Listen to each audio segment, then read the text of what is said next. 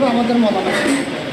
আজকের এই ইফতার মাহফিলের সংগ্রামী সভাপতি আমার প্রিয় জনাব আব্দুর রহিম বাচ্চু, মঞ্চে উপবিষ্ট আছেন বিএনপি কৃষক দলের সম্মানিত নেতা বাকি ভাই, আপনাদের সবার পরিচিত বাকি ভাই, অন্যান্য নেতৃবৃন্দ, সাথী ও বন্ধু ব্যবসায়িক নেতৃবৃন্দ, আসসালামু আলাইকুম।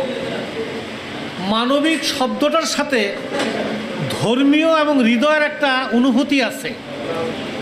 এই ধর্মীয় এবং মানবিক অনুভূতি একটা মানুষকে মহৎ করে তুলতে পারে, একটা সমাজকে সুন্দর সমাজ এবং রাষ্ট্র হিসাবে গড়ে তোলার অনেক সুযোগ রয়েছে এই মানবিক মূল্যবোধের মধ্য দিয়ে।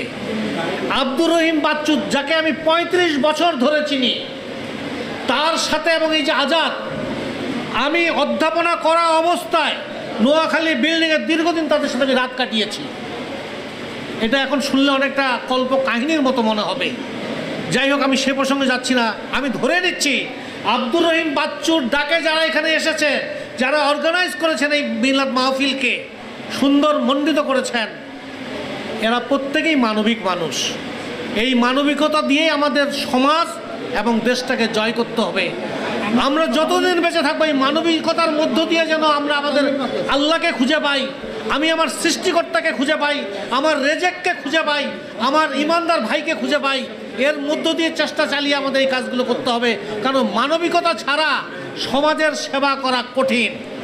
সেখানে সেবা করা যাবে, সেখানে প্রাপ্তির হিসাব আছে, কিন্তু এখানে কোনো প্রাপ্তির হিসাব থাকে না। যাই হোক, সবাইকে অসংখ্য ধন্যবাদ। ভবিষ্যতে আপনাদের সাথে কথা হবে, দেখা হবে।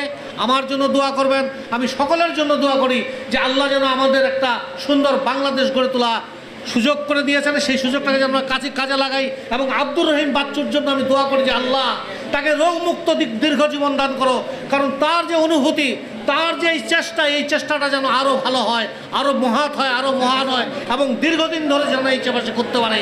সবাইকে এই আশাবাদ ব্যক্ত করে আমি আমার বক্তব্য শেষ করছি। আসসালামু আলাইকুম।